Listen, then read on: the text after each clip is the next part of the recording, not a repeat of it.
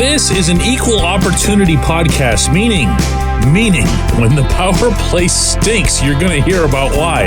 Well, the power play doesn't stink anymore, and you're going to hear about why. Good morning to you. Good Thursday morning. I'm Dejan Kovacevic of DK Pittsburgh Sports. This is Daily Shot of Penguins. It comes your way bright and early every weekday. If you're into football and or baseball, I also offer daily shots of Steelers and Pirates that I hope you'll check out as well. Penguins versus Hurricanes tonight here at PPG Paints Arena. That's a 7:08 p.m. face-off. The Penguins never beat the Hurricanes, so don't get your hopes up. But at the same time, know that the power play is now an actual weapon, meaning a weapon to be used against the opponent and not yourself. 6 for 16 over the past 4 games ever since that insane drought ended. And it's not a coincidence. And it's also not just the presence of Valtteri Puustinen. It's not as if Puustinen's come up and started pumping all kinds of goals or even produce on the power play the way he's always done in the minors, which is to be the trigger guy in the left dot. To my recollection, he's only even taken 1 shot from there, which is why whenever I asked Lars Eller earlier this week what his early views are on Puustinen, he said, we haven't even seen him shoot the puck yet, just wait. But what Puustinen has brought is the right glue, if you will, for what was needed, what was missing toward this new formation that's made as much of a difference as anything. As I was repeating all through the drought, it was never going to be just one thing. It was never going to be just get the puck to the net, just get bodies to the net. There was always going to have to be additional motion, additional unpredictability, an additional, and I mean big time additional, closing in against a passive penalty killing box. That was one of Erik Karlsson's big pound the table points in all that time. Well, all of those things are occurring, and part of the reason that they're occurring is that the best player on the rink has been put into a spot that he's never been in before. When you watch the power play tonight, watch where Sidney Crosby goes. Watch how freely he moves across the top of the power play. Everyone stays in the umbrella formation, but it can be Sid, it can be Karlsson, it can be Evgeny Malkin.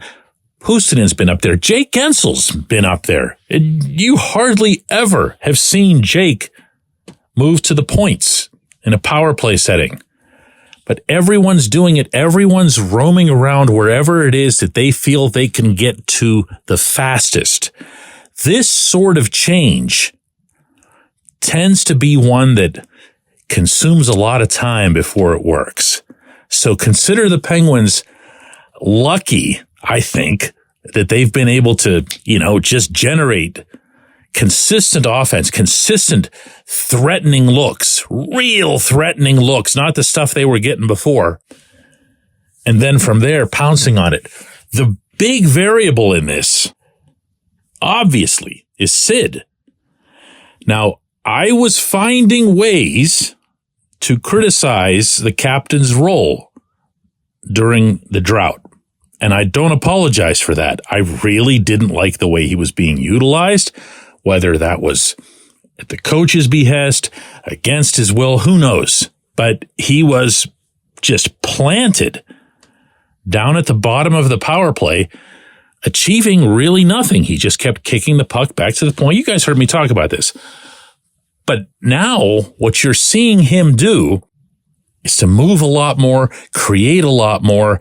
And as Karlsson described it earlier this week, he's exactly the guy you want out of everybody on your roster. Again, this is obvious, but having that central presence, even if it's not a traditional center point situation, it's not he's sitting back there, playing old school Sergei Gonchar at the top of the key. Think about the second power play goal that was scored the other night against the Wild. Where was Sid? Yeah, he went right to the net. Right to the net. Why? Because the puck had already cycled around the top of the umbrella. It worked its way all across until it made it to Gino. Gino got it down low. Jake got it in front. Captain was there. Why? Captain had surveyed the entire scene and went where he felt it was best to finish a play. I asked Sid this week how he felt about the different role, the new look and everything. And I got kind of this cringy face from him, but only because he doesn't like to ever get into super specifics about strategy, even when it's already played out in front of us right there on the ice. And he's never, ever, ever one to complain. And when I then mentioned something positive about the power play, his very quick response was, it's getting there. We have work to do. Which is how you become exactly what he is, not just with natural inherent talent, but because of never being satisfied. I like what I'm seeing strategically. I like what I'm seeing from the intent standpoint, meaning the Penguins remain intent, even with the good puck movement, of ensuring that the puck ends up moving toward the net at some point soon in the process. All of that's been good. But I will remind that if you look back at all 6 of the power play goals over these past 4 games, you'll see rebounds, tips, redirects, shots from point blank, usually after some kind of chaos was created. So the lack of predictability that comes from all the movement, that's wonderful. Ultimately, somebody's still got to get their fingernails dirty. When we come back, J1Q.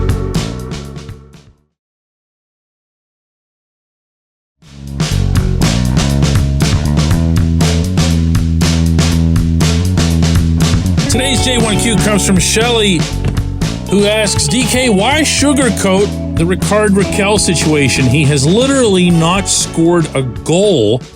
He looked terrible in his first night back. Most guys come back and are so amped up that they stand out.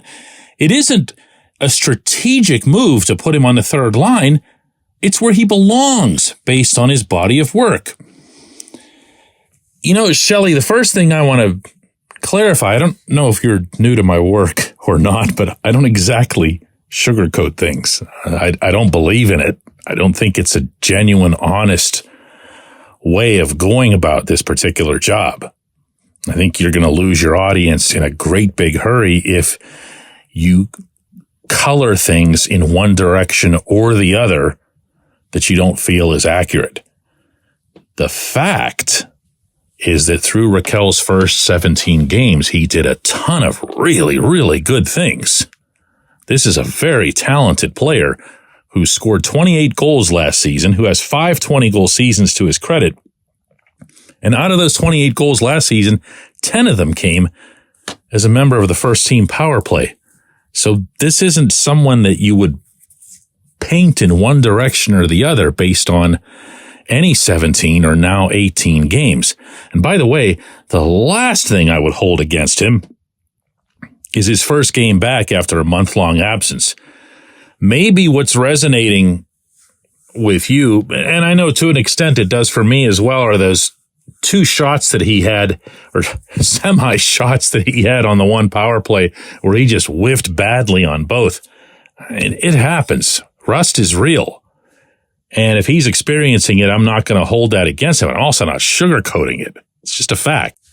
What's way too easy to do in following sports, whether it's from a fan viewpoint or a reporter viewpoint or whatever, is to overinflate the last good thing or the last bad thing you saw. More often than not, way more often than not, what'll play out for you is what's played out over the course of time. The top 2 wingers, the top 2 right wingers on this team, when everybody's healthy, are Rakell and Brian Rust. From there, you would just assign them where it is that they would fit the best. Now, as I also said in yesterday's episode, if it turns out that Puustinen fits really, really well with Gino for some reason, then you just kind of leave him alone. And then you start thinking about what else you could do with the third line. But yeah, that's not sugarcoating anything. Raquel really wishes he had more goals. Over the first 10, 11 games, I thought he was terrific. Then he did fall off because he started squeezing his stick, and he and I talked about it. You know, he was out there nervous, and that's not really who he is as a person or a player. So coming off the injury, he's got a bunch of different things to be thinking about while he's out there. Maybe he needs to just not think so much and just grip it and rip it, right? I appreciate the question. I appreciate everybody listening to Daily Shot of Penguins. We're going to do another one of these tomorrow.